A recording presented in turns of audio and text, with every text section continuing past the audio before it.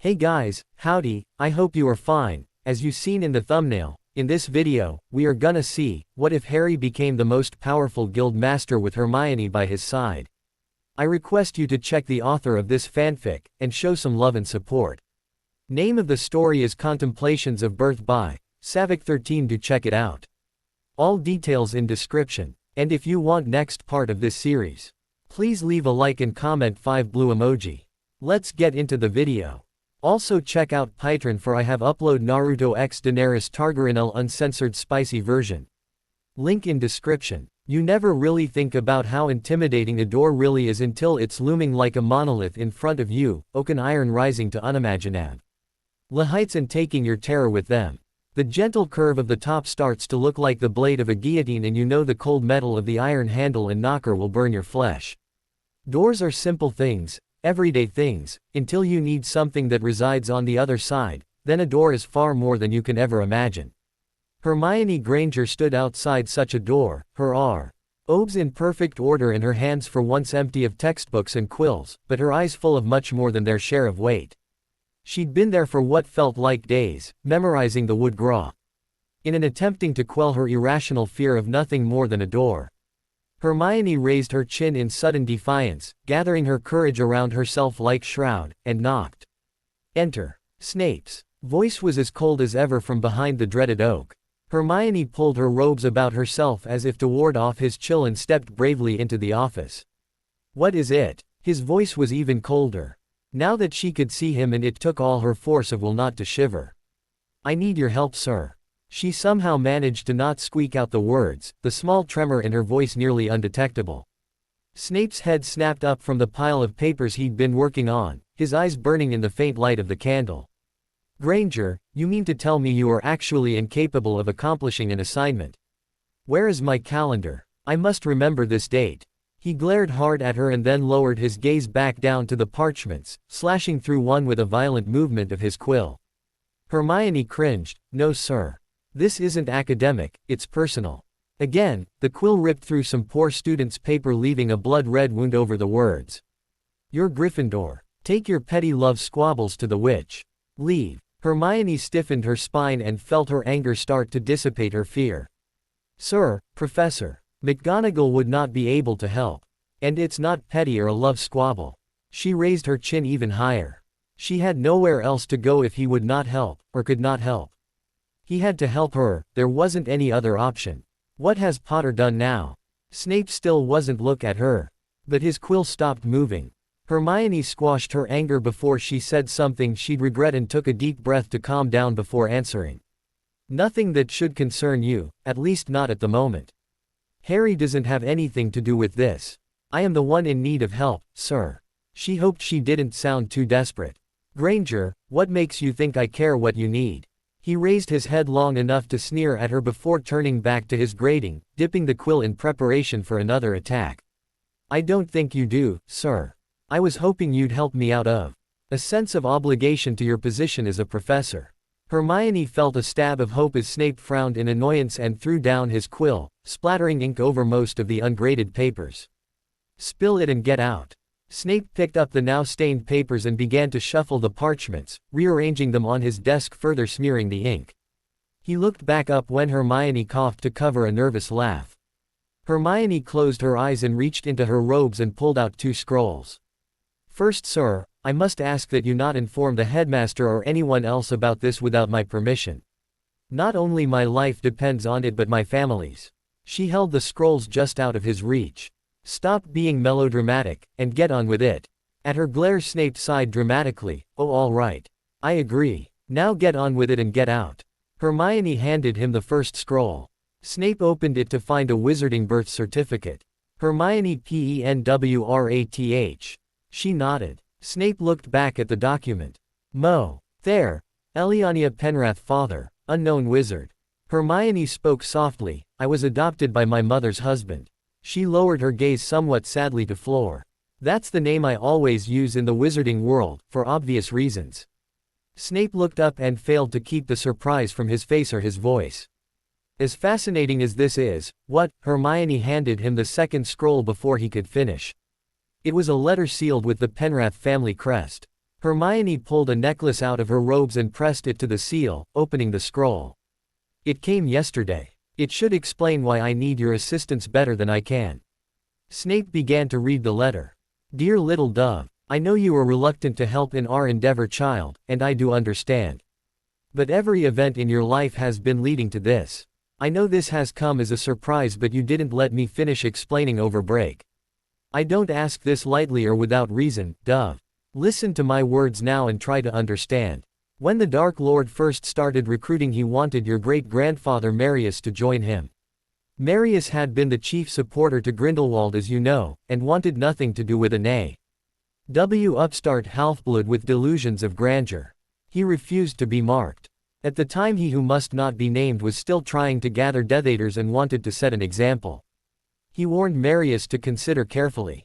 Marius again refused to serve him. Now understand that Marius Penrath never served a soul, dove. He ran the strategy council for Grindelwald. He was an ally, not a lackey. The Dark Lord never understood the difference. Marius had 3 legitimate children, and myself. My mother was a Muggle, as you will remember, so father considered me to be unworthy of being considered for heirship. That wouldn't have posed a problem, but one of the 3 heirs, your grandfather, was a squib. My half-brother Aaron had already married a squib from the Malfoy line when both of the magical heirs died. We have no proof, but it is commonly believed that you know who killed them to punish father for refusing his mark. Aaron could not directly inherit since he had no magic. I could know. Because of my mother and my status as a bastard child. That kept the family in limbo, without a rightful heir. Father knew the chances that Aaron would have a child with magic were quite slim, considering his spouse was also a squib. The Malfoys would not allow a divorce, and her death at such a time would have meant a feud. And it would have done little good.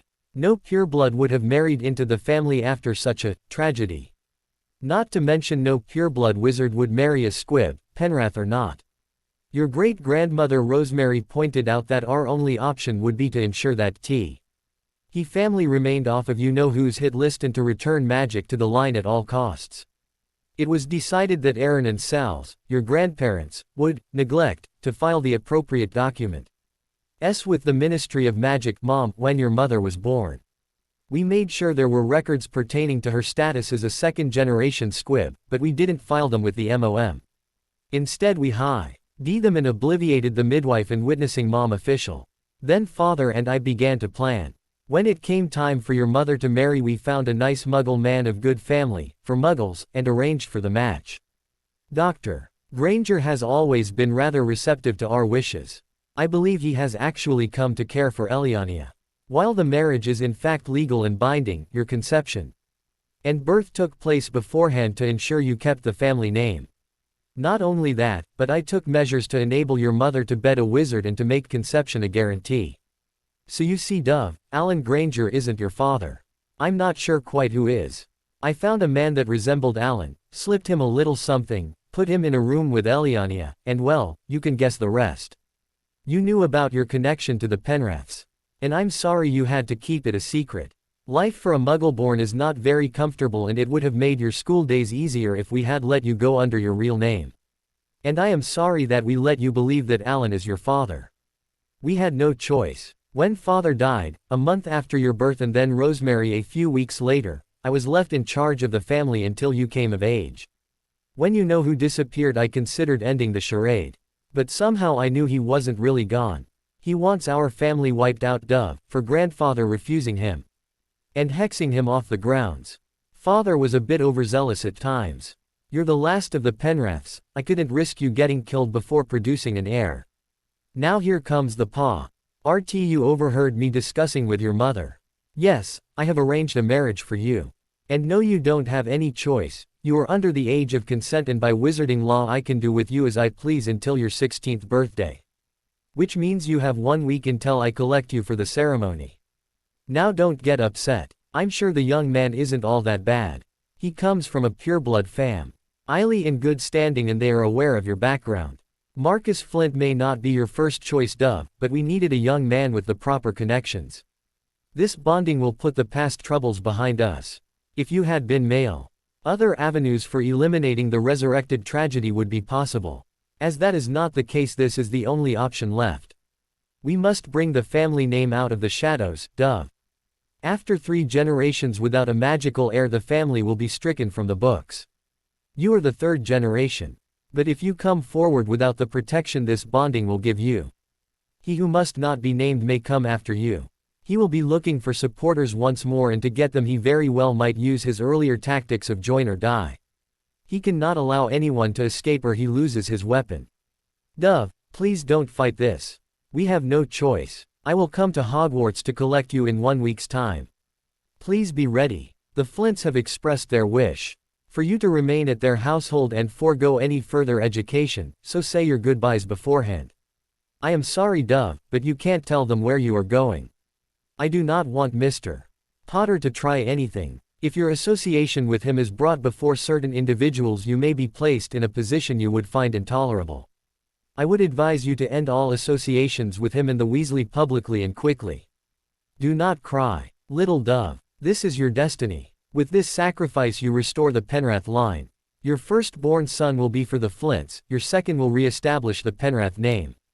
I believe you know how to ensure the proper heirs are produced. Remember, I will collect you in 1 week. All my thoughts are with you, Dove. Great Uncle Soren. Snape looked up, the paw meant clutched in his hands and his eyebrows reaching for his hairline. Hermione swallowed thickly and steadied her voice. My uncle believes that if I bond with a Death Eater, or the son of one, Voldemort will not continue his vendetta against the family, allowing us to keep the line alive. Snape looked down at the letter, then back up to Hermione's face, his eyes unreadable. You have never told anyone of this. Hermione shook her head. No. Until this past Christmas all I knew was that Mother was a Penrath and that my great-grandfather was Marius Penrath, and that I wasn't to speak of it outside of the family. I had no idea that this was all prearranged. Hermione shook her head again hard enough pieces of her hair fell out of the clip she'd worn. What am I going to do? That, Miss Grang. Miss Penrath is a good question. One we should take to the headmaster. Snape stood up and started to come around the desk. But Hermione choked on the word and stood stock still. Snape eyed her carefully and crossed his arms, eyes flashing in irritation. Miss Penrath, you were right, McGonagall would not know how to handle this. Your uncle is thinking like a Slytherin and your family is operating on my house's rules. Believe me when I say we need to stall until your birthday, and Albus can help with that. Hermione cocked her head to the side. Magical or chronological birthday, sir? Magical, why? Snape sounded suspicious and his body tensed infinitesimally. I already had my 16th magical birthday, several months ago. Now Snape's suspicion was clear and his voice was practically a hiss. Miss Penrath, why did they differ for you? Hermione couldn't help a small smirk. I'm not supposed to tell, but at the moment I don't care. 3rd year I had a time turner. It affected my age by a good 3 months. In a swirl of robes, Snape turned on his heel and went back behind his desk and sat down. He picked his quill back up and dipped it back in the blood-red ink pot. Then the problem is solved. You are over the age of consent. You can stop the bonding. He tapped the quill on the side of the pot and picked his stack of papers back up.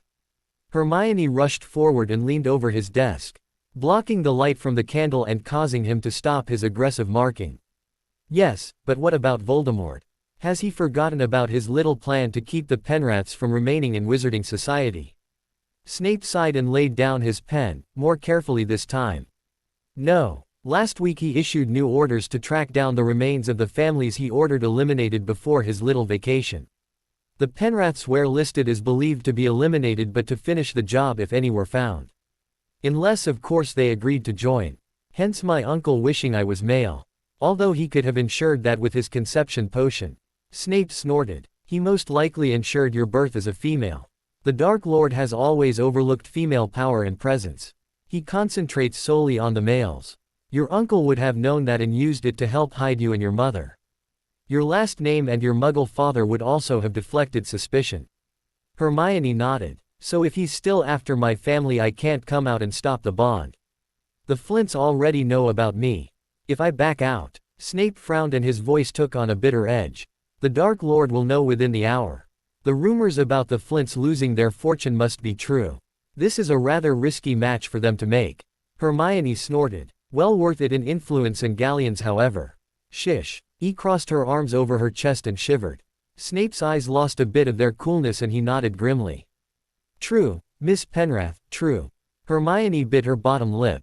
So if I can't come right out and oppose the marriage, what do I do? Snape stood back up and paced twice in front of the desk. I am not sure. He stopped in front of her and when he spoke his voice for once was soft and seemed to hold a note of sympathy. Will you let me discuss this with Dumbledore? I realize why you need to keep this a secret, but the headmaster is quite probably your best hope for an agreeable solution. Hermione met his eye and nodded with grim determination. If you must, but please Professor, nobody else. Snape nodded and held out the 2 scrolls. Hermione reached out hesitantly to take them. Snape let her hand close around them but did not release them. How did you get a wizarding birth certificate, Granger? Hermione yanked them away before answering.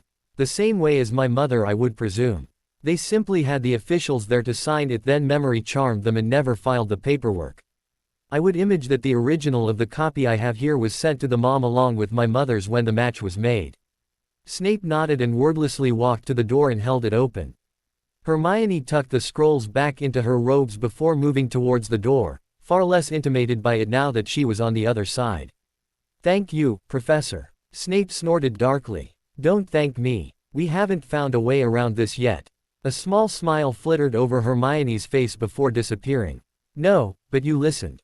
So you will help. Granger, I have watched far too many of my female students leave here for similar reasons and never come back. They end up unhappy and ignorant without a way to support themselves and no hope. However loath I am to admit it, you are an intelligent being and I do not like to waste anything. Especially the rare gift of a functioning mind. Gryffindor has so few of those that the loss of one will surely mean the end of all intelligent conversation in the tower. Now go. I will inform you if I make any progress towards a solution. He held the door open and motioned her out of it. Hermione got the sudden impression that the dark threatening look on his face was more out of habit than actual dislike. She smiled without reservation, her eyes dancing for the first time in weeks. Thank you, sir, and good night. Snape scowled. Good night, Miss Gr. Pen, Hermione. Snape stormed up to the headmaster's office door. Skittles, damn American Muggle candies. The gargoyle leapt out of the way and the potion master impatiently rode the staircase to the top. Albus. He bellowed and waited impatiently until the headmaster shuffled out from behind a bookcase and took seat at the desk. Albus looked at his potions master carefully before holding out a bag of sweets. Severus, child, please sit. Lemon drop. Snape glared and ignored the candy. Do you know that Miss Granger would be leaving us? Leaving, why? Albus set the bag down reluctantly and pushed his spectacles back up his nose. Snape quickly filled the headmaster in on what he had just learned, glaring the entire time. When he'd finished the headmaster paused for a moment then shook his head. I don't understand, Severus. Hermione's father isn't Mr. Granger. Snape couldn't help rolling his eyes. Correct. And her great-uncle is coming to force her into a bonding ceremony with Flint Jr. Snape finally dropped into his seat and used the spare energy to ratchet up his glare to new levels of semi-lethalness. Old Marius hid a child. You know I always did underestimate him. Almost cost the light the war back in 1944. Albus stroked his beard in thought, his blue eyes losing their mirth and taking on a harsh chilling air of calculation. Albus, she needs our help. Snape's tone lacked any hint of patience and his body sagged a bit in his chair. He was so tired of this maddening loss of potential. He'd watched it happen in his own school days and now it was repeating. Granger he'd thought would be safe, he'd focused his attention on Parkinson and Bulstrode. He should have stopped thinking long ago. It was becoming a dangerous habit. Albus dropped his head a bit in sympathy. I know. What about her grandparents? I know that Marius and his wife passed on before Voldemort's fall. But what about Aaron and Sal's? Snape growled low in his throat. Don't you remember? About a month after the Dark Lord disappeared, Sal's Malfoy and her husband were found dead. They appeared to have been subject to the Cruciatus for hours. We assumed it was another Death Eater attack. They were so frequent right after the Dark Lord disappeared, all the little ones scrambling to fill the power vacuum. Severus. Your tone would indicate that you've changed your mind about that. Think about it, Albus. Aaron and Sal's were both squibs. They had a child, Hermione's mother, but hid it from the wizarding world. That child married and had another daughter.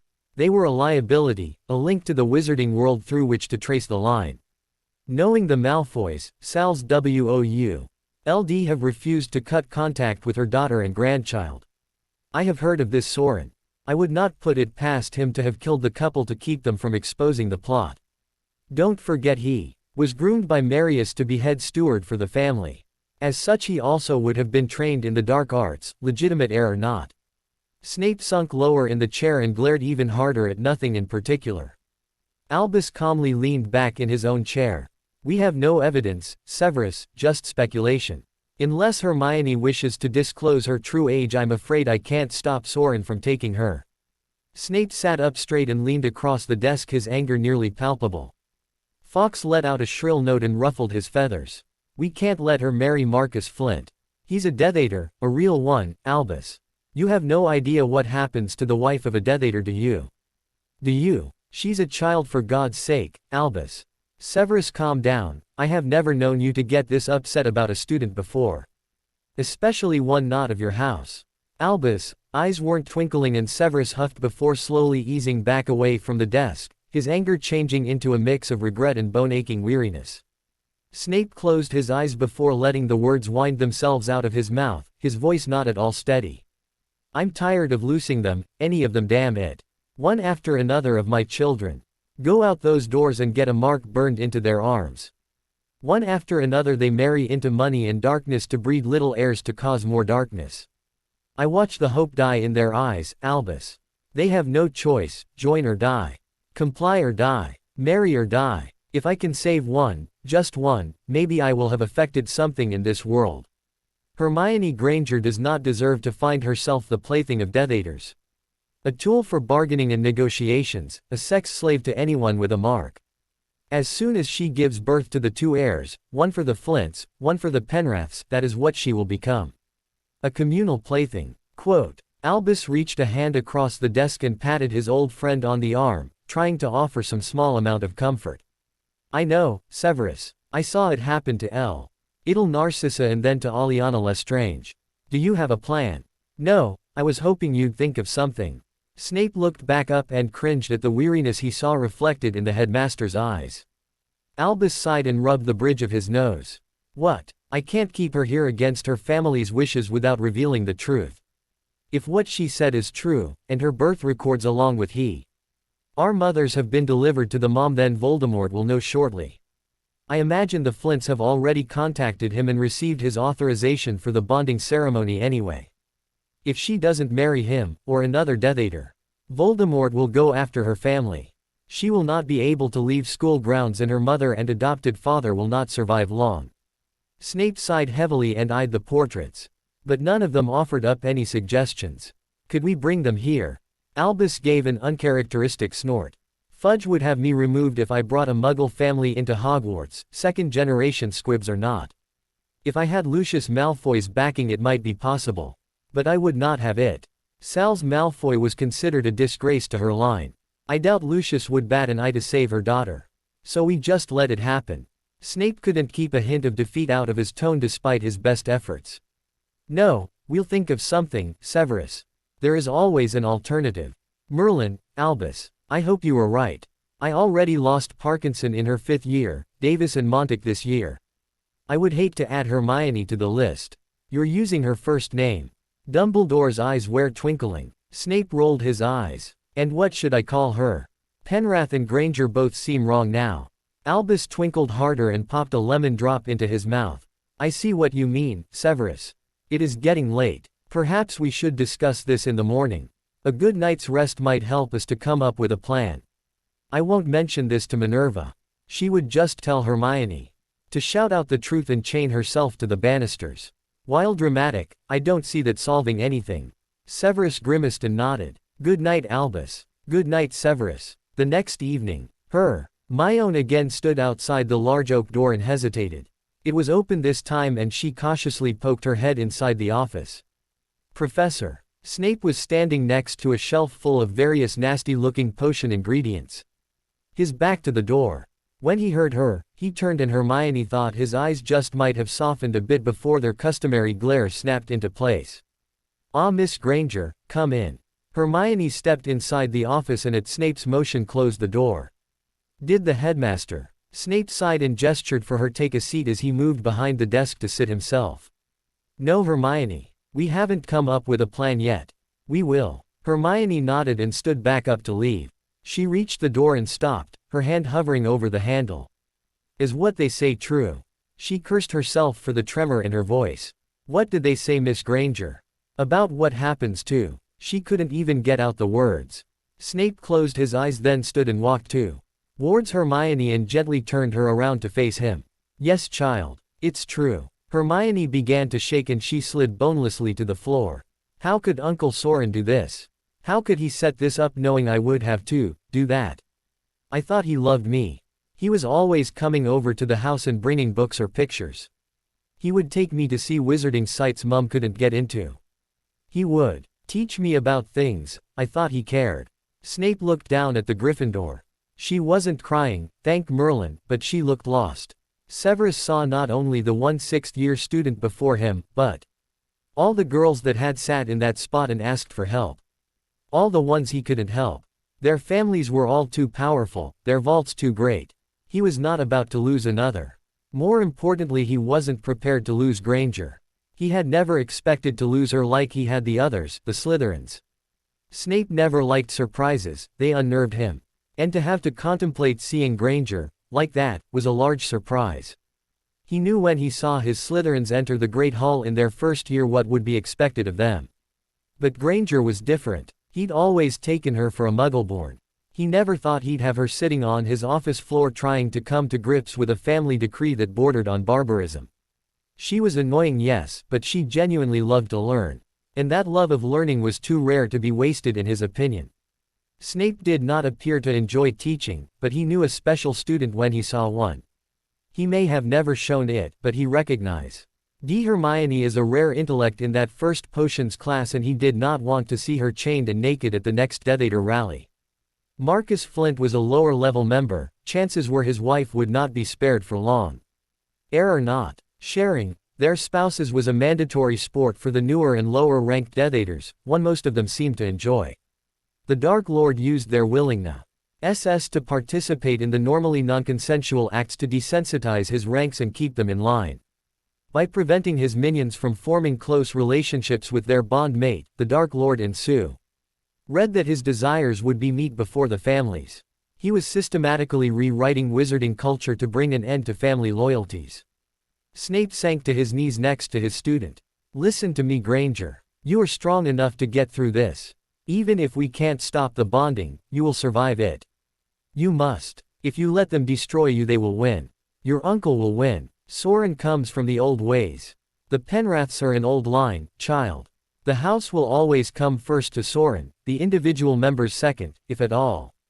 Your happiness and well-being are not the issue for him. He may love you and care about you. But the survival of the line takes precedence." Hermione nodded. "You mean to say I should just do this, save the line? Sacrifice for my family like a good daughter? Lee, a good little pureblood whether I am or not?" Snape's eyes flashed with dark anger. "No. The idea of lines, and houses, and purebloods, is ridiculous in this day and age. The wizarding world is so inbred that it wouldn't matter if you didn't marry and give birth to an heir. The Penrath name might disappear, but the blood would continue. Harry Potter's great-grandmother was a Penrath. Albus' father was a cousin to Marius. My great-aunt married into the line as well. So the main branch would be lost, it doesn't matter. I doubt even the name would disappear for long. There are more Penraths out there. An off-branch would assume dominance. It eventually happens to every line, the main house dying off and a lost segment claiming the title. Soren should just accept it and let you be." Hermione shook her head, her hair falling in front of her face hiding it. "He won't. Great-grandfather was an imposing figure and Soren has always striven to live up to his reputation. If Marius told Uncle Soren to do something, he would without question. If they came up with this plan, then Soren will stick with it no matter what." Hermione sounded defeated. Snape reached out a hand and placed it hesitantly on her shoulder. He wasn't used to giving comfort. We will find a way, child. Perhaps if we found another for you to bond with, higher in the ranks. The inner circle and their children are normally excluded from sharing. You would still be married to a Death Eater, but you would not be expected to entertain the masses. Hermione snorted and angrily brushed her hair back, her eyes glittering with repressed tears. Who would you suggest? Draco is promised to Parkinson and she's already living at Malfoy Manor learning her duties. Crabbe and Goyle have fallen out of favor, or so I've heard. The Lestranges have yet to produce an heir. Even if Pettigrew had a child, I would rather jump off the astronomy tower or marry the Dark Lord himself. The children of the rest of the inner Raw NKS are already spoken for or are too young. Snape yanked his hand back and looked at her in surprise. How do you know so much about his ranks? Hermione let a tiny smirk form and she started to feel a little of her composure returning. Harry has visions of what Voldemort is doing through his scar. We made a list of the people he saw at the meetings. We gave it to Dumbledore but kept a copy for ourselves. By the way, Professor, congratulations on surviving your re-entry. And for working back up to the inner circle. Snape looked at her in disbelief for a moment before nodding in acceptance. There are times I wish I hadn't, Granger. Quote. Hermione looked at him with sympathy and gave a small tiny smile. I can only imagine, sir. Don't. I will never wish that on anyone.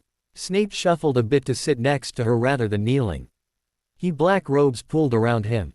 Hermione lowered her eyes. Harry said he couldn't hardly move in the mornings after Voldemort was done with you. He never figured out how you didn't scream. He screamed and his scar only transmits a portion of the pain.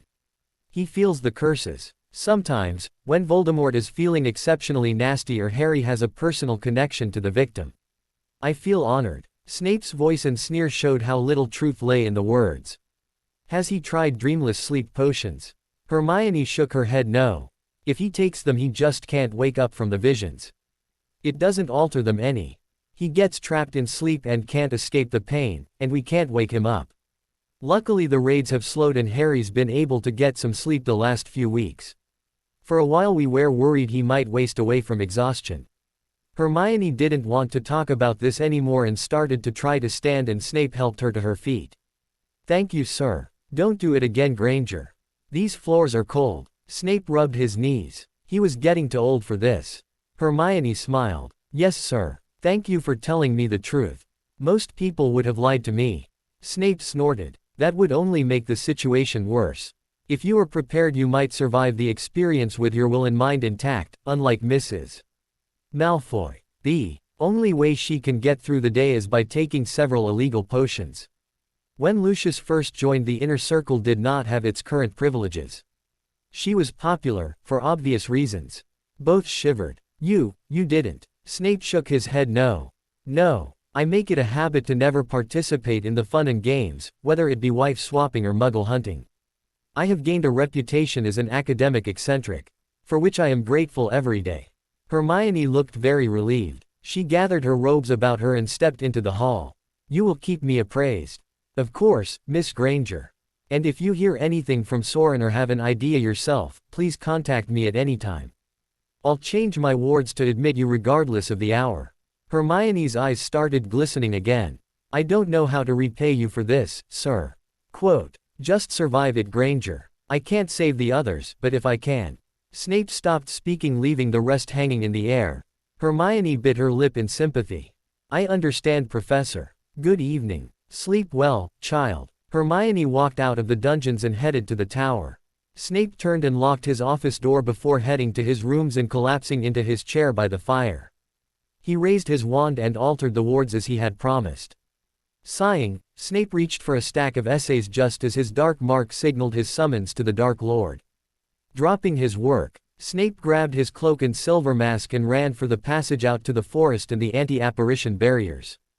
Once outside he apparated to his master's feet. Stand, my Severus. I have a mission for you. What is it, my lord? Snape kept his tone even and his eyes lowered. I want you to find out the missing segment of this potion recipe.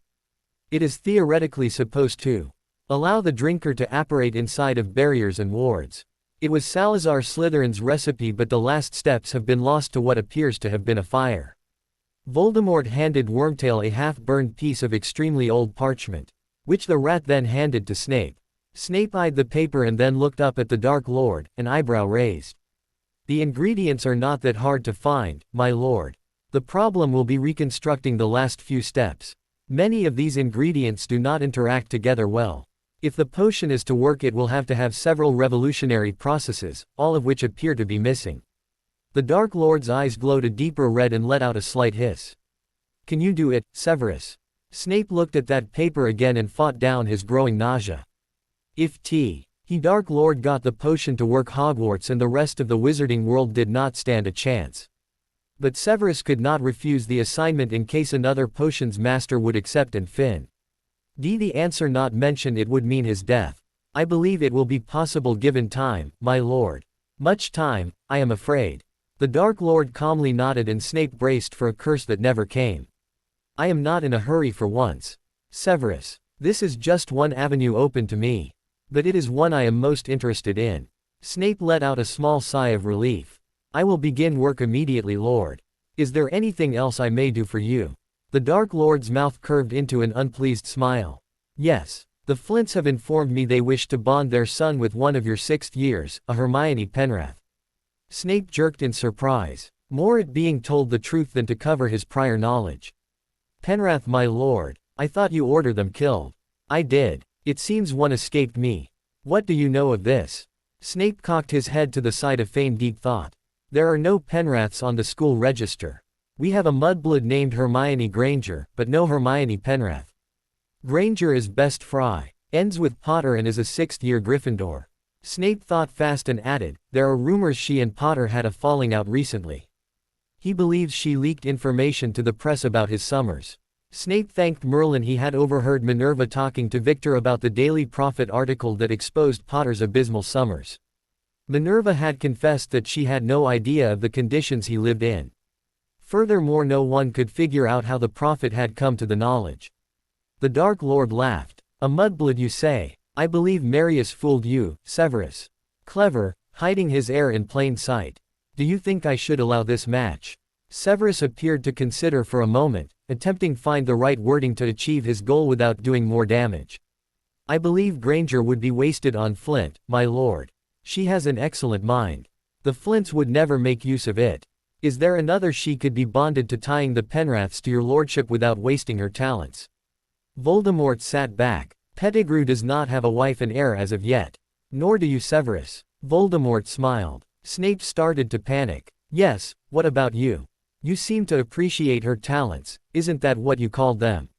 I don't see why. How could a mere female have anything of value? But I do hate waste as much as you do, and I trust your judgment in this matter. I leave it to you, Severus. Either you marry the brat or she goes to Flint. Snape blinked in surprise and schooled his voice to sound as humble and honored as possible. My lord, this is sudden. May I consider your generous offer? You may. Send word of your decision by tomorrow. The Flints wish the ceremony to take place at the end of the week. If I am to substitute another for the girl, I will have to give warning. I believe I have a young woman from Durmstrang that should do nicely for young Marcus if you should decide to finally concede to my wishes and give me another servant. Voldemort leveled his gaze at Severus. Snape swallowed. It seemed his single days were numbered no matter his decision. Yes, my lord. I will contact you. Any other instructions? Keep an eye on Potter. His similarities to myself seem to be growing more each year. Perhaps I can make use of him instead of killing him. Watch him, see if you see any tendencies towards our brand of magic. Guide him in that direction if possible. Perhaps a free pass to the restricted section of the library. Snape smiled. Yes, my lord. That should prove an irresistible temptation to the boy. Wormtail cowered as both of his superiors laughed. Ah, Severus, you have always been one of my favorites. I am glad you have proven your loyalty. Snape hid his cringe. His loyalty had come at the price of several lives and hours of pain. His devotion proven, Snape had reclaimed his place as one of the most trusted of the Dark Lord's servants. Luckily, Voldemort condoned Snape's love of academia and left him to mostly theoretical and scientific endeavors, keeping him out of raids. Unlike Lucius, who was the chief orchestrator of the attacks and seemed to enjoy them more than even the Dark Lord considered healthy, Severus remained a trust. Researcher and strategist for the resurrected Dark Wizard. You may leave me, Severus. Yes, Lord. And thank you as always. Snape backed away from the Dark Lord and sneered at the cowering Wormtail. Before apparating back to the Forbidden Forest, he quickly hid his mask in his robes and made for Dumbledore's office. As he reached the steps he found Harry Potter waiting for him with one Hermione Granger in tears at one point. Both were clad in pajamas and looked like they had been rudely awakened. I believe you have some explaining, Professor. Potter's eyes flashed green as he pushed Hermione into the potion's master. Snape caught the girl and steadied her. Potter, stop this insanity. Hermione has done nothing wrong. Now step aside. Harry didn't move. Getting angry, Snape muttered the P-word for the gargoyle and shoved the two Gryffindors up the steps. Albus, he bellowed as they stepped off the spiral staircase. Severus, you don't need to yell every time, oh my. Albus came out of his back room wearing a ridiculously tall nightcap. Harry, how nice to see you. Lemon drop Miss Granger. Hermione wordlessly shook her head no and sat down. Harry crossed his arms with his wand still in his hand and glared at Snape. Sighing, Snape began his explanations. After a considerable time, and many interruptions from the boy who lived, Snape managed to convey the events of the past few days and the meeting he had just returned from. So Potter, Snape pointed at still visible wand, put that away. As you see, Granger is not against you and I have no intention of turning you dark. Harry looked at the headmaster and at his nod pocketed his wand. So are you bonding with Hermione or are you abandoning her to Flint?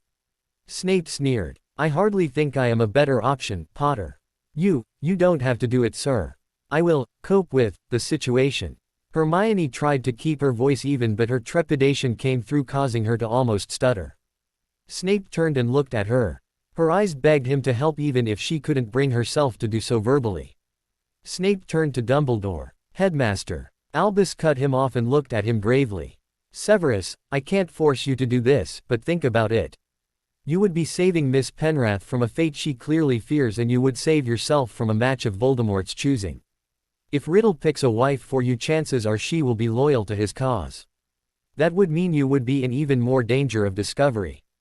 Harry spoke up. Look, Snape, you can't just let Hermione become some kind of a whore.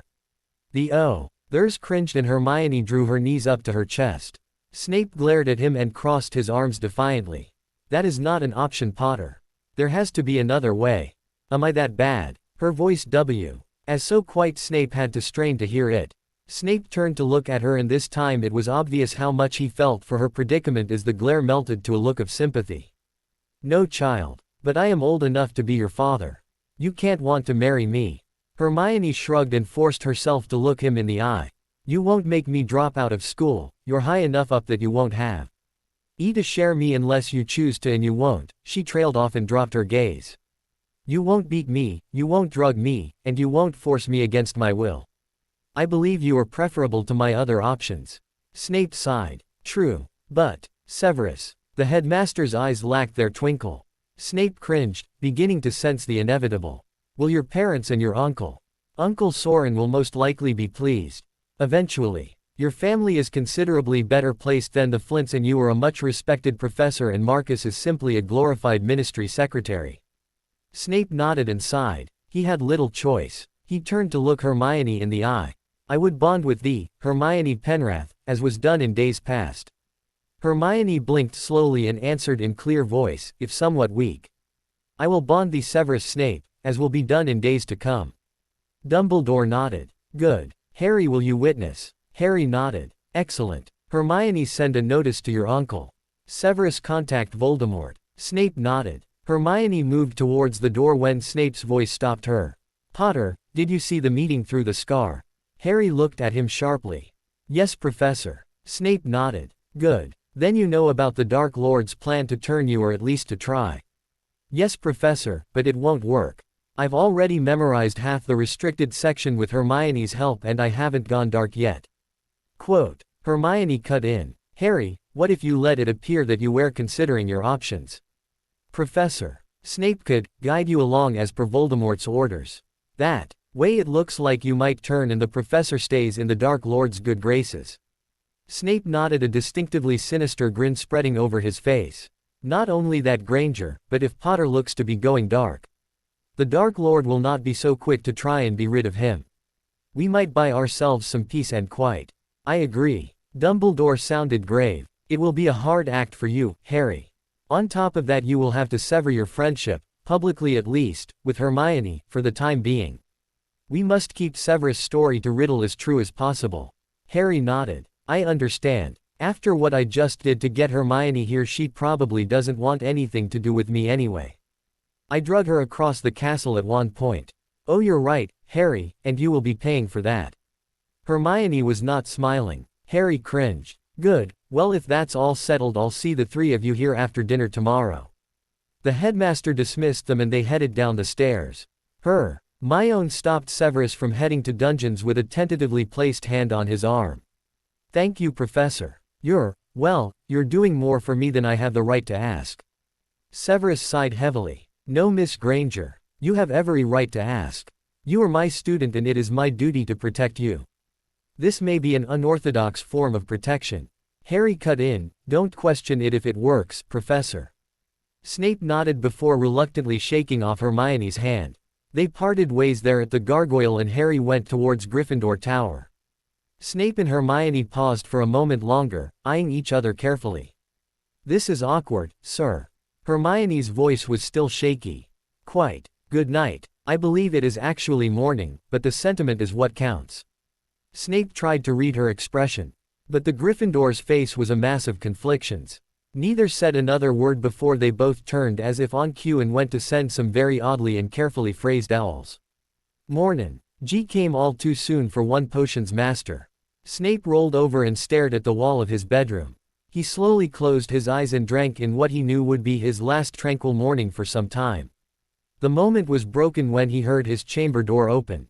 He flung himself out of bed, grabbed his wand, threw on an outer robe and peered into his sitting room. Professor. Startled and fearing the worst, Snape composed himself before stepping into the room and addressing his student. Hermione, what is it, child? Hermione was nervously wringing her hands in front of her. She still had on her pajamas from the evening before and looked like she hadn't slept at all. I got an answer from my uncle. He is not pleased. He's coming to try and stop the bonding. Snape walked further into the room and gently patted her on the shoulder. Not sure what else to do. Did he say why? No, but I know Uncle Soren. The Flints must have offered him something, and if I bond with you he won't get what he wants. Hermione looked up at Snape and broke out into hysterical laughter while holding back sobs. Snape her down on the couch and forced a calming potion into her hand. Hermione gulped the vial, choked, made an unpleasant face, and the giggles continued. Growing impatient, Snape slapped his student across the face. Her hysterical cackling stopped and she gave him a small glare before it transformed into something approximating grateful. Thank you, I think I needed that. Snape snorted. It would seem so. Are you all right? Something else happened, didn't it? It's not your problem. I shouldn't bother you with it. Hermione started to get up from the sofa, but Severus pushed her back down. Hermione Granger, in less than 24 hours you are going to be my wife. I think your problems will become mine. Now what's wrong, so I can fix it before it gets out of hand. He sneered a tiny bit and Hermione realized with a start that it no longer intimidated her. After all he was doing for her, the threatening routine had lost its impact. I don't think it's fixable, sir. She eyed him carefully. You really don't like to lose control, do you? Snape sighed and sat down next to her. No, I don't. Every choice I've made, including the one to marry you, has been made in an effort to gain or maintain control in some way. This recent development is causing me much grief, not to mention a very large headache. It is most disappointing that today is Sunday and I will not have Neville Longbottom to take my frustrations out on. Hermione gave a wry grin. I am sorry. To tell you the truth, I really don't want this either. I know I sounded like I was for it last night, but I'm only 16. I don't want to get married. This is all happening so fast, I feel numb. Snape gave a harsh chuckle. It will most likely hit us next week. We'll wake up, look at one another and scream. Oh, I tend to laugh at times of stress, as you now know. Harry has often commented that he doesn't understand how Cyrus laughed as they hauled him to prison. I do understand, I would have done the same. Hermione shook her head, irritated at her own habit. Thank you for the potion, sir. If you hadn't dosed me I would have laughed till I cried. Hermione glared slightly and rubbed her cheek. My mother is the same way. We all have our coping mechanisms. Snape smirked when Hermione's glare intensified. If you don't mind me asking, sir, what is yours? Sarcasm. Hermione laughed and Snape raised an eyebrow.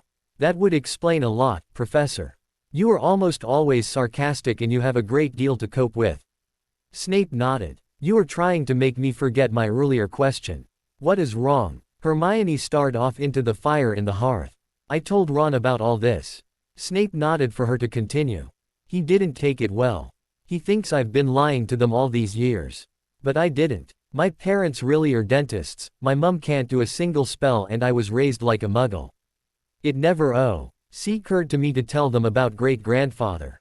Snape raised an eyebrow. Oh alright, it did. But I knew Ron would overreact to Marius. How do you tell your friend that your great-grandfather as the right-hand man to an evil dark wizard intent on world domination at any cost, a man responsible for an attempted genocide of an entire people?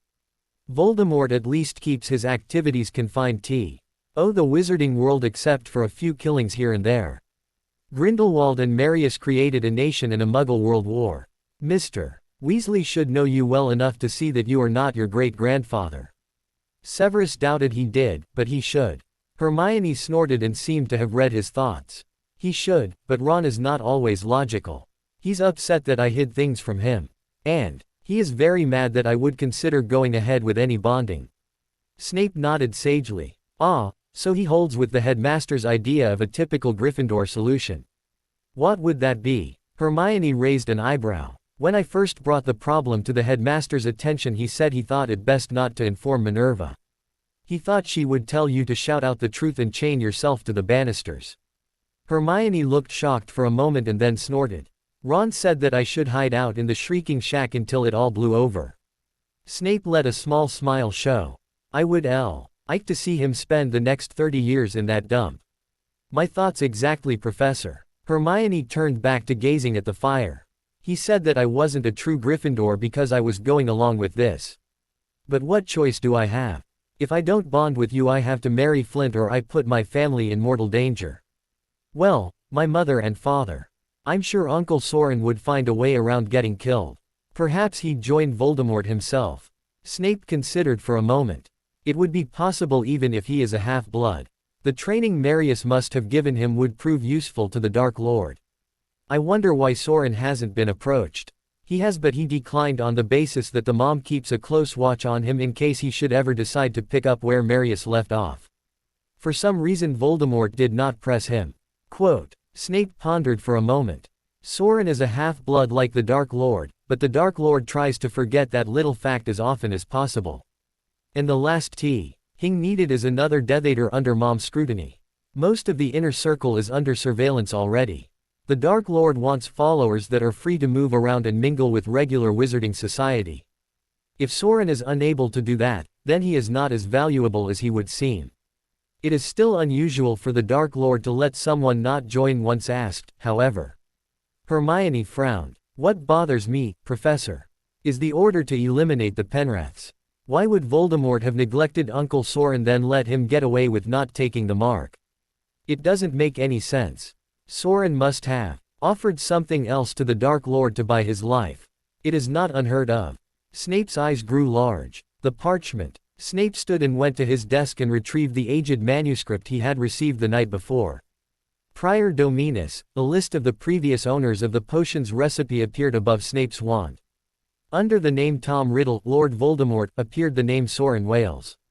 Hermione walked up behind him and looked down at the parchment with something close to awe.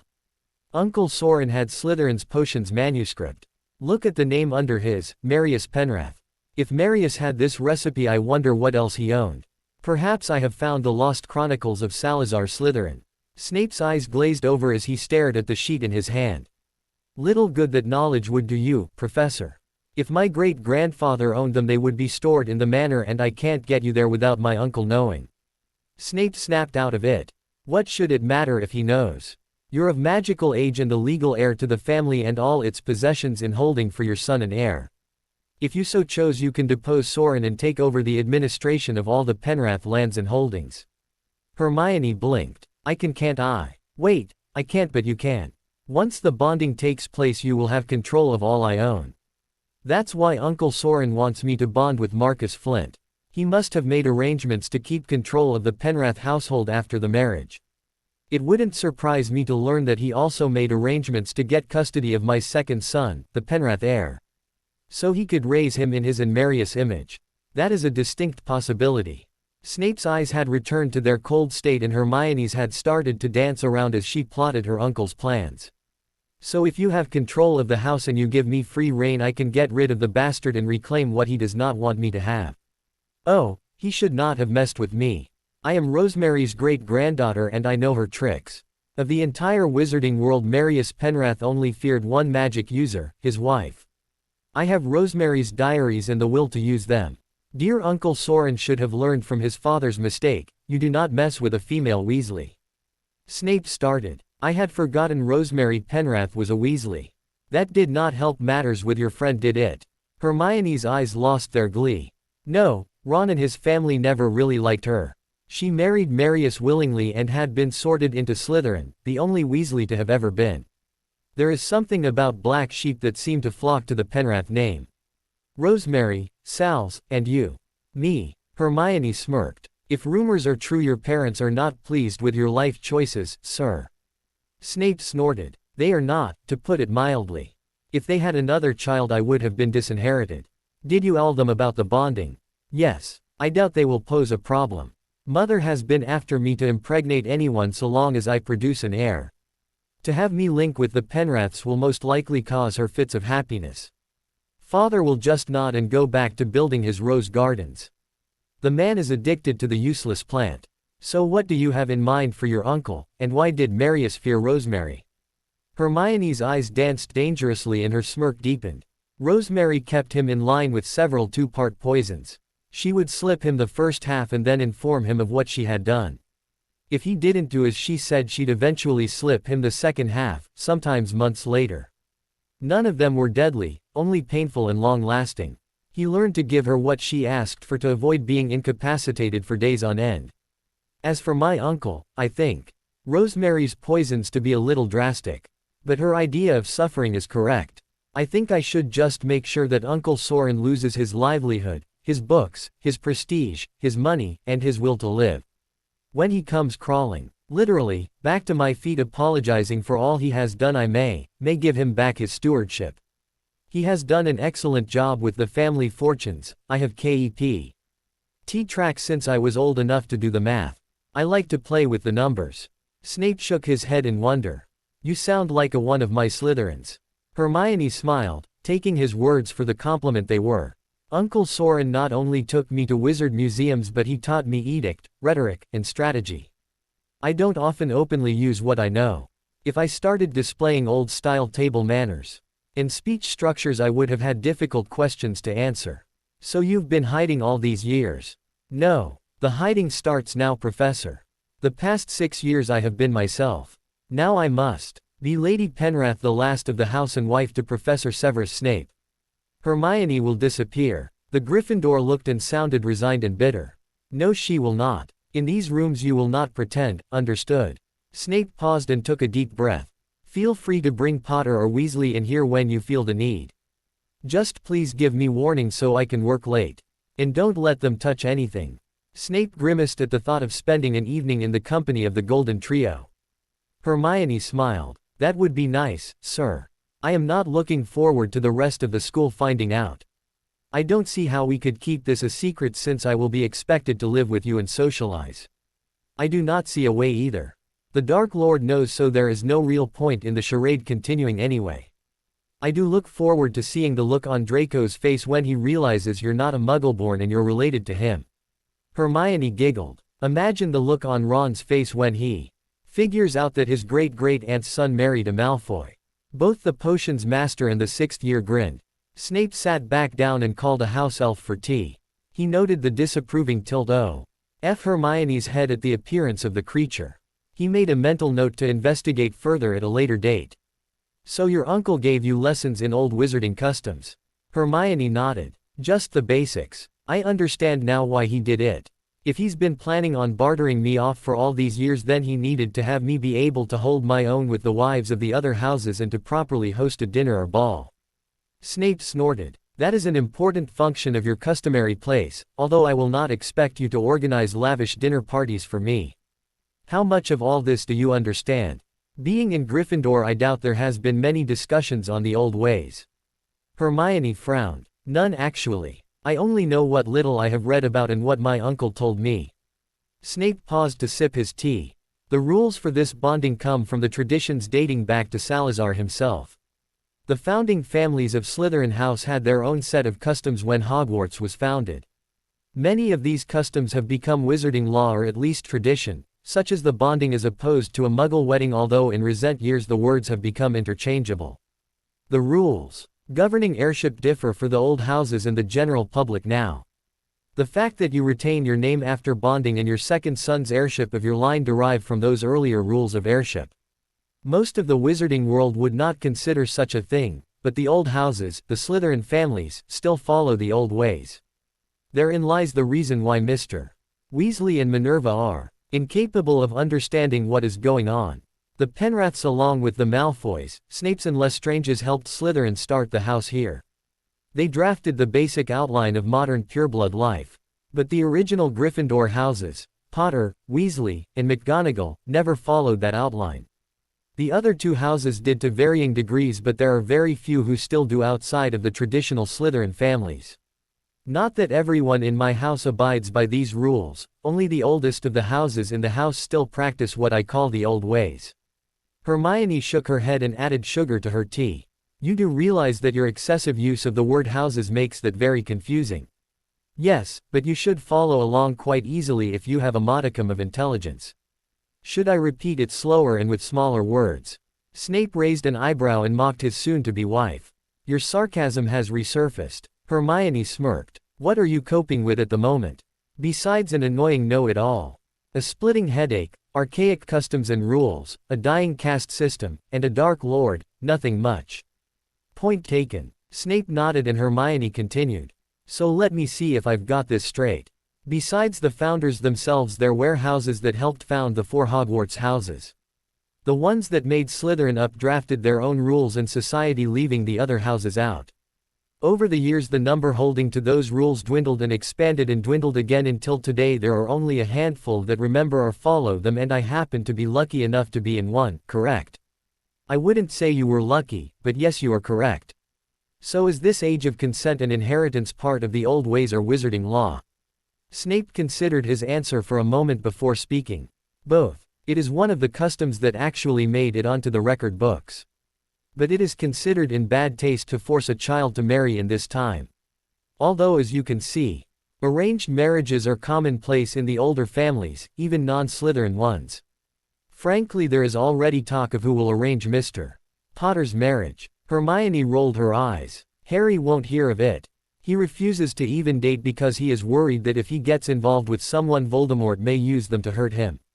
He is scared that one day Ron or I will get hurt or killed to get back at him. Potter does have a mind then. Perhaps there is hope he will one day live up to his mother's sacrifice. The professor ignored the hard glare he received and watched in amusement as his student T clenched her fists and resisted the urge to hex him. Hermione growled to herself before shaking off her irritation and refocusing back to the matter at hand. I have another question. Is all of the wizarding world as sexist as these proceedings are? Snape sighed. It is getting better. If not for your family's status as old purebloods, you would inherit directly and not through your husband and not in holding for a male heir. Families like the Longbottoms, Cornfoots, and Hopkins have had female heads instead of the normal paterfamilias in the past. But Molly Weasley is an excellent example of how far there still is to go for even liberal houses. She wanted to be an Auror, but her family demanded she be a proper lady. So while she married for love, she ended up spending her life raising a gaggle of children and cooking. Snape's tone reflected his disgust.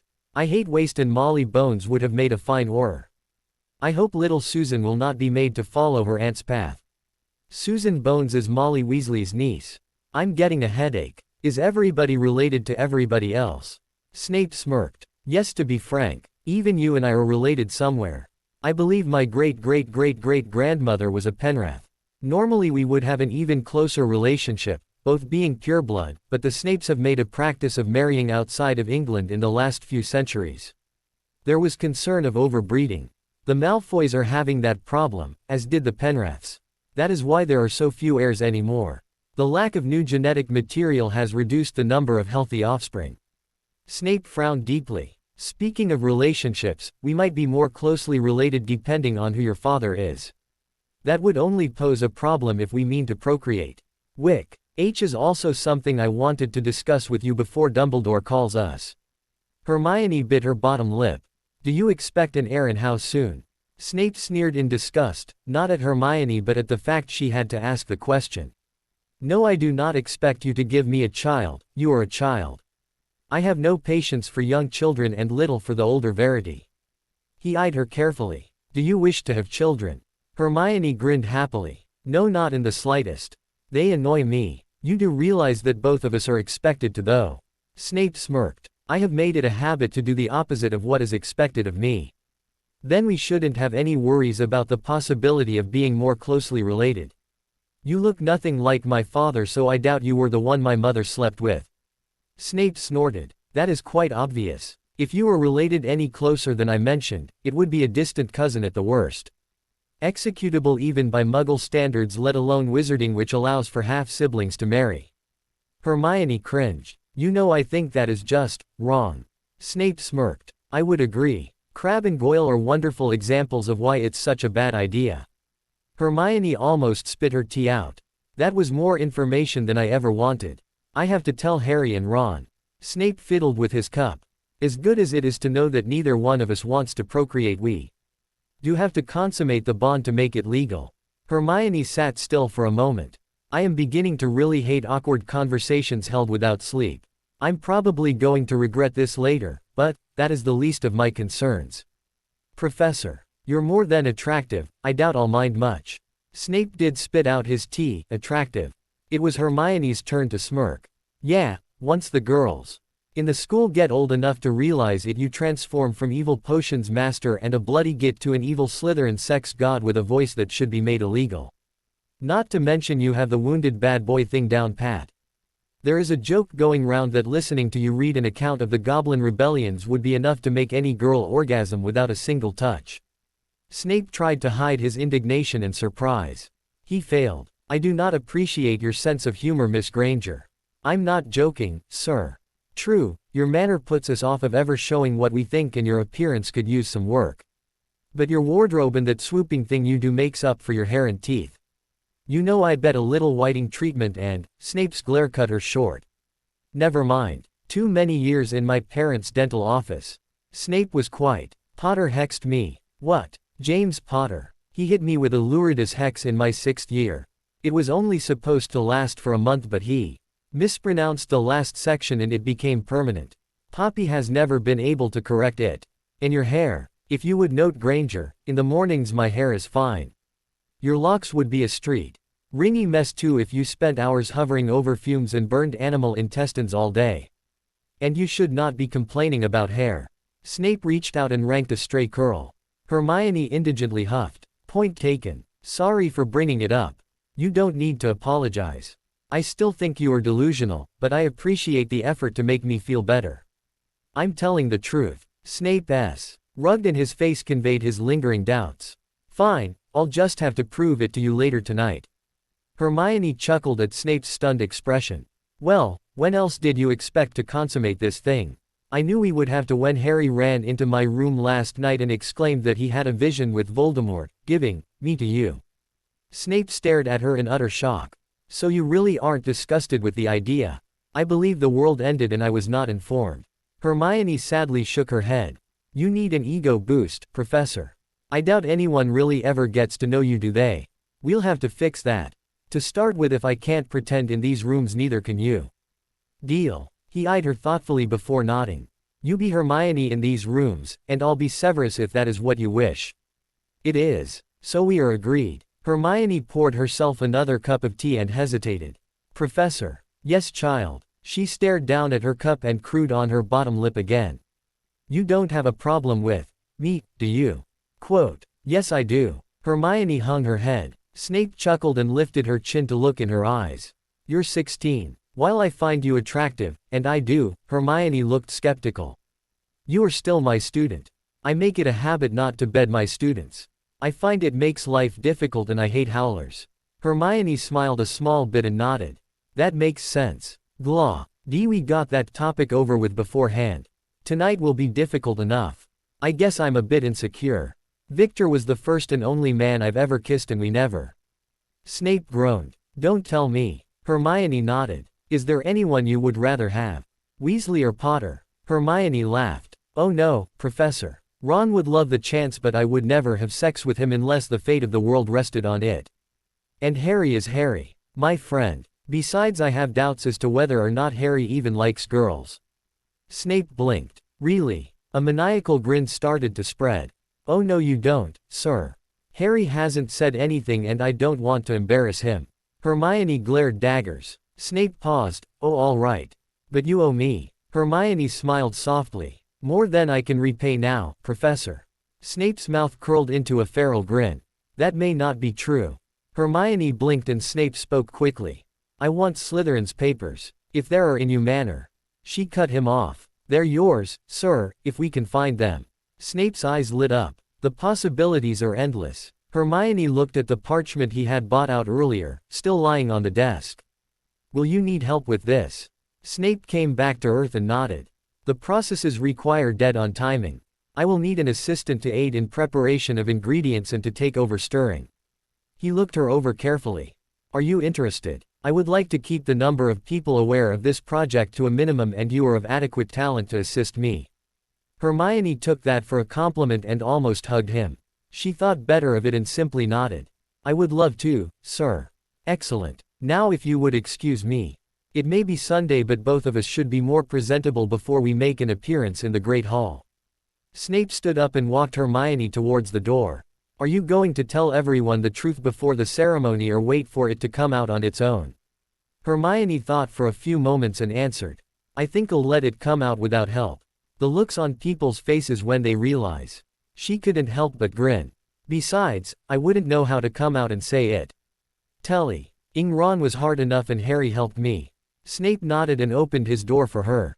I will see you when Dumbledore calls us. If Soren manages to get here in time to try and stop us, contact me or send Potter for help. Hermione nodded and started to leave but stopped just on the threshold. Sir, if Harry is supposed to be mad at me why would he be witnessing my bonding? Snape considered and answered carefully. He's mad at you and he doesn't trust you but he wants to see this through. Besides, if he's thinking about learning the dark arts getting on my good side would be intelligent.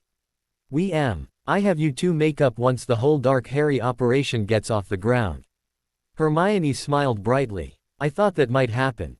Good day, Professor. Snape fought off an answering grin, instead opting for his customary scowl. Good day, Granger. After Hermione left the dungeon, Snape turned back into his chambers and began the arduous task of writing his parents. Despite what he told Granger, the thought of informing them had never crossed his mind. He knew their reactions would be exactly what he told her, so the lie was not really a lie, or so he said to himself. Retrieving a parchment, quill, and ink, Snape sat down at his desk and wrote his mother. It would have been useless to address the letter to his father. The man had not bothered to read anything in over 3 decades. Once the letter was completed, Snape dressed and carried it to the Ollery. He found a normal ordinary barn owl and sent it on its way. Now came the difficult part. Hermione had her witness for the bonding, Potter. Now Snape had to find his. He quickly discarded McGonagall and Lupin, who was back in teaching after the disaster that replaced Moody. That eliminated the staff. Albus was officiating and Snap. He hated the rest of the professors almost as much as they hated him. Snape returned to his rooms and quickly showered and grabbed a nicer set of robes. If he was going to ask who he was considering, appearances would matter. Just as Snape was reaching for his cloak, a large black owl swooped in. The potion's master paled. It was the same owl the Dark Lord had used to deliver his original invitation to join the Death Eaters 20 years ago. Snape shivered. He had never forgotten that owl. He carefully removed the parchment and the owl flew off without waiting for a treat or a kind word. Which was Mos? Likely a good thing considering he had no intention of giving it either one. Snape tried to push the question of how an owl lived for 20 years and didn't age a day, and how it got into his dungeon chambers.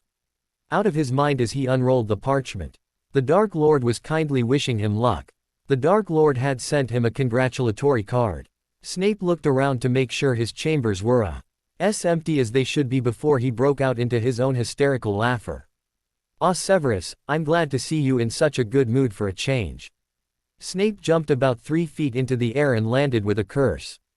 "Albus, I should have killed you when I had the chance." Snape resisted the urge to rub his elbow, which had impacted rather painfully with a bookcase. "Now you don't mean that." Snape eviled his worst glare at the aged wizard. "All right, you normally don't mean that. What did Voldemort have to say?" "Of course you know I got a letter. The bloody owl hasn't even cleared the Forbidden Forest and you're asking me about my personal correspondence. Go to hell, old man. I am tired of all this." Snape's tone was barely above a whisper. Albus' eyes took on a kinder tone and the twinkling muted itself. He could see how much the coming bonding was troubling the younger wizard. "Severus, child, you are doing the right thing. I'm marring a little girl." Disgust was evident in the potion master's voice. Snape was pacing around his setting room as if looking for an escape. "You're saving a young woman from a fate worse than death." "No, I'm saving my own ass by not having to marry W. Hitiver Hyena. The Dark Lord pushes at me. All Hermione is getting out of this is a very damp living space and an aging dark wizard who smells like 3-day-old potions of the Longbottom variety." Dumbledore chuckled. "You are too hard on yourself. You only smell like 2-day-old potions of the Granger variety. She doesn't make mistakes." Snape glared when Albus smiled at the unintentional compliment to his soon-to-be wife. "My point." Humph. Snape refused to concede the issue. Dumbledore made a move to change the subject. "Were you going somewhere?" The headmaster nodded towards Snape's robes and the cloak draped over his chair. "I was headed to Malfoy Manor." Albus raised a questioning eyebrow. "I need a witness. Do you think Lucius is a good idea?" The old man's eyes warned Snape that Lucius Malfoy in Hogwarts was not a good situation. Snape sighed. It will make him happy, and a happy Lucius is a controllable Lucius. Besides, the child will need to get used to being around his kind. We will both be expected to attend the family Death Eater gatherings now, and yes, they have family picnics. Why in Merlin's name I don't know.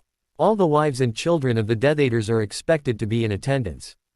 She will have to maintain her composure when faced with Malfoy arrogance and swaggering ego along with every other conceivable pureblood show front. Snape paused and added, "In what would have been a whine from anyone else, besides she gets Potter." Snape's voice got quieter when Albus looked skeptical. "I want my best friend there, Albus. Even if he is an evil to BK. The man is my friend and always has been. He has never lifted a hand against me, nor I him. The same cannot be said for many in our positions. I am sure he knows I am a spy and he has never informed the Dark Lord. Just as I will never give you concrete evidence on him. I want him to see my bonding. I'll make sure he behaves reasonably well for a manic-depressive psychotic with delusions of grandeur." Albus crossed the room and put his hand on his former student's shoulder. Snape shrugged it off and scowled. "All right, Severus. Lucius can come if you can get him away from his guests in his dungeon long enough to attend." Snape nodded his thanks and then changed the subject. "Hermione was here earlier. Her uncle has already responded to her owl and is planning to move to stop the bonding. I already received word from him to stop, as he put it, this insanity." I of course ignored his rather loud howler. "I have placed Miss Penrath and Mr. Potter in an out-of-the-way area until the ceremony. Hermione is trying to come up with a proper response to her uncle and Harry is keeping her calm. The boy is not happy about this at all, but he seems to be coping far better than Mr. Weasley. Ronald appeared to be avoiding the two of them when I collected them from their common room." Dumbledore frowned and went back to his original train of thought. "Try to return as quickly as possible. I want this marriage completed before Soren gets here. Hermione is rather stressed. I am unsure of how she would react to a confrontation at this time. Luckily Soren seems to be having some difficulties overseas and can't apparate right away. I don't count on him being delayed long, however." Albus' small smirk let no doubt that whatever troubles Soren was having, The elderly wizard had some sort of a hand in them. Understood, Albus. I'll be back shortly. If Lucius can't make it, I'll find one of the staff. You can order them to wish me a happy marriage. Snape smirked at the thought. He considered not bothering with his friend, but he knew Lucius would be very upset at not being asked. After all, Snape was his witness 21 years ago last month. Politeness demanded Snape return the honor. Albus gave a small grin. Yes, I don't think many of them will be pleased when we announce this. Hermione told me she wanted to let it come out on its own. I assume you agreed with her. Trying to give the older professors heart attacks. Only you. I need to be leaving, Albus. Snape picked up his cloak and clasped it. Of course. Get going and hurry back. Snape left the headmaster in the sitting room and walked to the edge of the wards. In a blink he stood looking up at Malfoy Manor's gates. After a rather one-sided conversation with a house elf, Snape was finally escorted into the library to await his friend. After about 10 minutes, Lucius Malfoy strolled into the room and sat across from Snape. Severus, what is it that required an unannounced visit? This is highly unorthodox. Lucius was preoccupied with manners, and for anyone to arrive at his door without an invitation or advanced warning was considered uncouth. I am sorry for the abruptness of my visit. I have an important question for you that could not wait. My friend. Snape's tone and restrained countenance made Lucius forgive him after a moment's consideration and much glaring. What is it? Is something wrong? No, nothing is the matter. Well, nothing that can be changed. It seems I am to be married. To a Penrath. Lucius snorted. They're all dead. Snape smirked. It wasn't often he had more knowledge than Lucius. No. Old Marius hid his heir. His great-granddaughter under the visage of a mudblood. She's resurfaced and was promised to Marcus Flint. When our Lord asked what I thought of the match, I informed him Ms. Penrath was far too gifted to be wasted on the Flints. They have never understood how to properly employ their women. They are capable of higher reasoning. To treat them as brood mares is ridiculous. Lucius' grin went ear to ear. You, my friend, need to learn when to keep your mouth shut. The Lord informed you that if you thought so highly of her you would have to bond her, am I correct? Snape shook his head in resignation. As always. I never can seem to keep out of trouble, can I? No, but that is why I befriended you all those years ago. You always did make the perfect scapegoat. Snape gave a small laugh. So did you. It is rather interesting that the only times I served detention you were the culprit and not I. I do believe you experienced a similar phenomena. Of course we did Avenue quite a bit of fun deflecting blame on other houses as well. It was Lucius' turn to laugh. Oh yes, it is quite interesting, and I remember those detentions well. Old Grubbly Plank was a real slave driver. I always preferred it when we deflected blame. Less chance of either of us ending up cleaning stalls for the old bat. I remember that time in 6th year when you painted the Gryffindor common room in Ravenclaw colors. They never did trace it to us. Although the style of prank was not up to standard, it did create a wonderful effect. I realize it was rather a Gryffindorish prank, but he looks on the Ravenclaws' faces when they lost 100 points was well worth it. Both men smirked at the memory.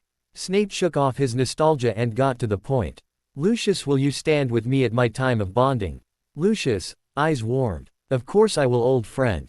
It is about time. You stood by my side when I bonded that lump upstairs. It's only fair I return the favor as you go off to market. Snape cringed. So who is this mysterious mudblood impersonator? Would I know her? Of her, yes, but I do not think you know her personally. She is still a student. Lucius' eyebrows rose sharply. Quote, that old fool is letting you bed a student. Bed only after bonding. A rather high price for a rather unattractive package. Snape scowled, lying through his teeth lest Lucius get any ideas about sharing. So who is it? You said she's been pretending to be a mudblood, so she can't be in your house, Ravenclaw. Gryffindor. Snape sighed. Lucius paled and got his doomed friend a glass of brandy. Quote, I still can't believe Dumbledore would let one of his perfect little Gryffindors marry you. He thinks I work for him, remember? The girl came to me and asked for help avoiding the marriage to Flint. I took the matter to Dumbledore. What did I care? I should have worked a way out of this myself instead of relaying on the old fool. If I had done something myself, I would still be free to live alone, work alone, sleep alone, and well, at least I won't have to sleep alone. Celibacy is highly overrated. Lucius shook his head, his tone exasperated. I keep offering you the pick of my dungeons. Snape grunted. Thank you for the offer, but I prefer my conquests conscious and not liable to kill me if I fall asleep afterwards. Be careful then, if this one's a Penrath she could very well poison you. Old Rosemary was very good at that sort of thing if the rumors are true. They are. Lucius raised an eyebrow. I was warned already. The blonde chuckled. You really put your foot in it. I should feel sorry for you. But I'm having too good of a time laughing at you. So who is it, or are you going to make me wait until the ceremony? Snape smirked coldly. Hermione Granger. Lucius nearly lost hold of his brandy. What? That ugly little sidekick to Potter. That utter pain in the ass frizzy-haired menace. She's a Penrath. How? Snape couldn't help but grin at his friend's indignation. Her mother was Salza's daughter. A second-generation squib. Evidently Soren Wales, her bastard great-uncle, slipped some wizard a potion and had the woman conceive Hermione. We have no idea who her hers other than he looked like her mother's husband and was a wizard. Lucius started laughing hysterically and Snape frowned. Stop laughing. This isn't funny. Oh yes it is. Just not to you, but the rest of the world finds this to be. Lucius was cut off as a glass flew towards his head. Now Severus, you know I feel for you. Malfoy was trying not to laugh again. He was having some difficulty. And Severus was starting to look uncomfortable. You only know the half of it. The little brat used a time turner so she's of magical age. But her uncle doesn't know that. He still wants her to marry Flinton is coming to Hogwarts to stop the bonding, which is to take place as soon as we return by the way. Lucius stopped laughing and his expression turned serious. When you do something you really do it, don't you? How are the Flints taking this? I haven't had any death threats yet. Our Lord mentioned he had another match for young Marcus, so I would imagine they are continuing on with their plans with a substitution. Severus cocked his head to one side. Speaking of plans, how is Pansy working out? Now it was Lucius' turn to look uncomfortable. The thing's a nightmare. She looks like a horse that's been dead for weeks and she can't walk through a room without breaking something. Narcissa is trying to train her, but you know Narcissa. She isn't much better when it comes to public functions. Always tripping and saying the wrong thing. I have to put her under Imperius to take her to a dinner party. It is not my place to question our Lord, but there are times. Snape nodded. Parkinson and Malfoy will be a powerful alliance. Lucius sighed. I know. That is the only reason why I'm going forward with this. I think Draco's considering running away to Siberia to escape it. Won't work, my father tried it. Siberia's too predictable. Snape grinned when Lucius shook his head. You Snapes are an odd lot. Do I have time to change before we leave for Hogwarts? I've been playing for some time. Hate to go to a bonding wearing my dungeon robes. Snape took in the small blood spatters still present on Lucius' robes. The quick cleaning spell normally used when exiting the dungeons had missed several. He nodded to his friend to go ahead. A few minutes later the two apparated back to Hogsmeade and walked back to the castle. They arrived just in time to greet Soren Wales at the gates. Snape silently cursed the gods for his friend's need to appear immaculate at all times. You there. Let me in. I have to. Snape sneered. Try to stop my bonding while making a nuisance of yourself. Soren narrowed his eyes. You're Severus Snape. It was not phrased as a question. At your service, sir. This is Lucius Malfoy, my witness for the bonding. Snape purposefully emphasized the last name. The Malfoy family was not only wealthy but extremely influential. If Soren wished to advance himself through Hermione, as Snape expected, he would think twice about saying any dispara. Jing remarks about an associate of the Malfoy house. Soren predictably paled. Lucius took note and smiled. He lifted his cane in greeting and turned to Severus. I believe we have a bonding to participate in. Snape smirked and opened the gates. Any argument Soren might have broached died at the sight of his niece's husband to be walking side by side with the head of the Malfoy family. Soren followed the two men up to the headmaster's office. He appeared to be weighing his options. Snape whispered the password and after ignoring the students' stares escorted the guests to the round office. Albus was standing inside, barely contained mirth dancing in his eyes. Ah good, Severus, you're just in time. He nodded towards Lucius. Good day Mr. Malfoy. Headmaster. Lucius gave the smallest nod possible in return. Soren chose that moment to speak. Sir, You can't go through with this bonding. Hermione is underage and I have not consented. She was promised to another and I do not wish to upset the Flints. Albus, eyes twinkled. Soren Wales, I believe. Well, there appears to be a communication problem. Here is a letter from the Flints consenting to release Hermione from the marriage contract you initiated. And here is a signed copy of Hermione's mom record. You will note that in her 3rd year she made use of a time turner. She has been of legal age for some time. Soren grabbed the parchments and read. When he finished, his face was hard. Lucius silently congratulated the headmaster and decided not to press for his removal, yet. I want to see her. Soren sounded very put out. Of course. Albus walked back towards his private rooms. Mr. Potter, would you bring Ms. Penrath in, please? Harry and Hermione walked into the room. Harry saw Lucius and stiffened. Hermione had stilled at his side when she saw her uncle. Soren walked forward and roughly grabbed her arm. What are you doing, little girl? Hermione's eyes narrowed dangerously. I am not a little girl, and unhand me, you bastard. You have no authority over my person any longer, uncle. Soren glared at her. Stating the obvious will not help you. I have done everything. Hermione interrupted him, angrily shaking off his hold on her arm. Yes, you have done everything for me. You arranged a match below my station so you could keep your position as family head by default. You bartered me off for the security of your own ambitions. You did not consider what your little plan would mean for me. Well, you made a mistake. Lucius raised an eyebrow as Hermione drew herself up. I am not a pawn, uncle. You are the pawn. First great-grandfather's and now mine. Either you play by my rules or you will not be around to watch the game. Hermione held her ground as her uncle glared at her. I will not be spoken to in that manner. You will be spoken to in any manner I so chose. You are not worth my time.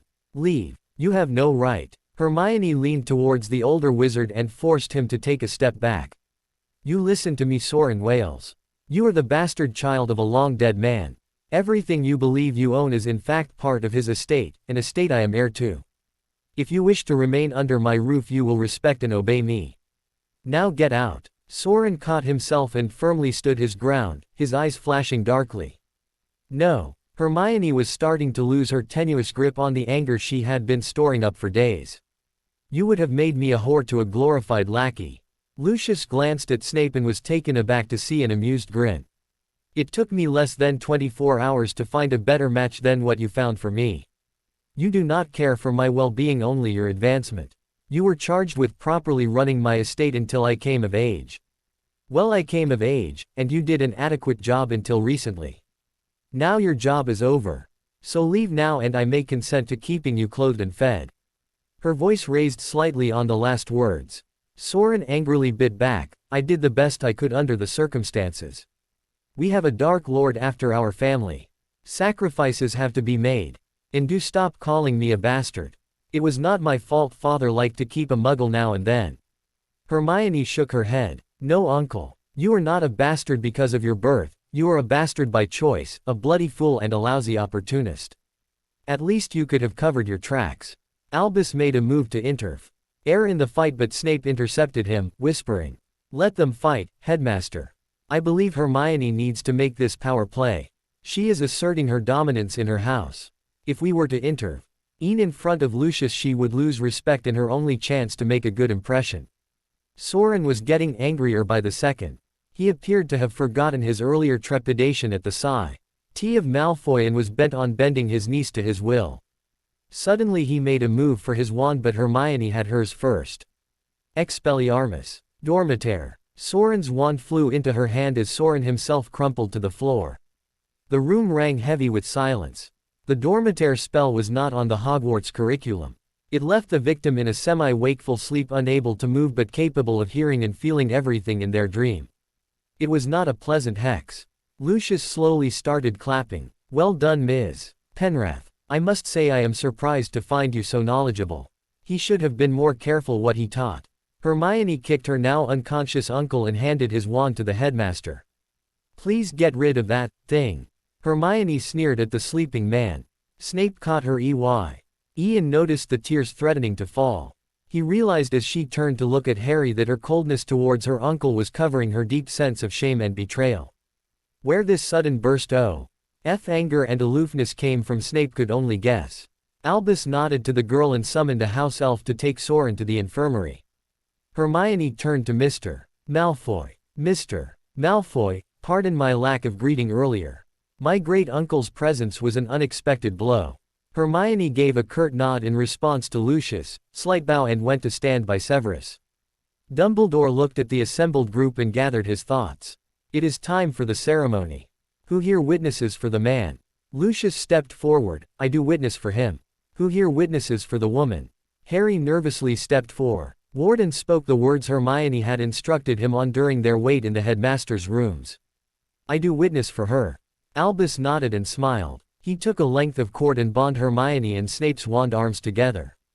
The couple stood awkwardly since Hermione was left-handed. Albus stepped back and took a pair of shears and snipped off a length of hair from each. He handed half of each clump to the witnesses who carefully braided the lengths, then handed them to their respective friends. Albus beamed and clapped his hands. The cord disappeared and in its place a small magical bracelet appeared on each wrist. The bracelet glowed for a moment and then was gone. The two strands of hair flashed silver and gold, then floated up to their holders' heads and disappeared. Again the strands flashed metallic. When the spell faded, no difference could be seen between the original hair and the borrowed sections. I bind thee together as was done and as will be done. Lady and Lord, winter and spring, earth and sky. The old wizard grinned again as a swirl of magic tumbled about the room. After it departed, Snape and Hermione let go of each other's hands and gaped. Lucius was the first to speak. Well, that was different. Mine took hours. Albus chuckled. I took the liberty of changing a few things. Hermione gathered her resolve and looked the headmaster in the eye.